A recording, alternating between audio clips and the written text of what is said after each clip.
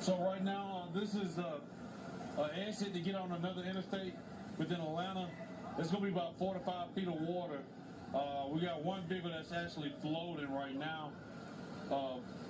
Deputy Davis has walking, trying to get anybody that's trapped, get them out of their vehicles, bring them to safety right now. We're going to have the police department go ahead and shut down this exit.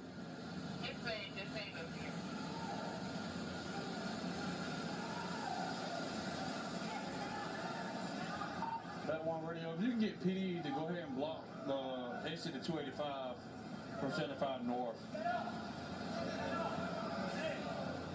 Hey, they're going to block it.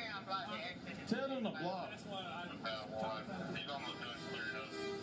Doing construction down here. And head up there and I'll shut it down once I clear this in a minute. I'm clear. Hey!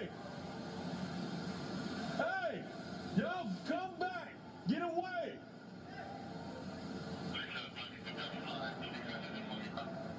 We're probably gonna have to go down.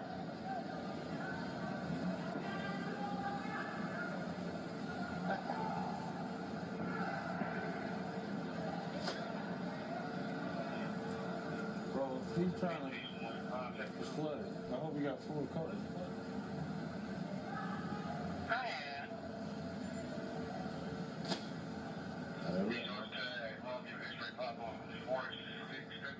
Chief Bradley Taylor, as we were watching this, you were just talking about what a nightmare it is, and you've seen it before. Yeah, the backup in the traffic's what's worse than just the flooding part here. You know, all that rain, nobody can see, and somebody's going to get rear-ended. That's where it happens. Yep. They got to block that road, though. This is the same guy who was there helping out before. All right, let's get in a break.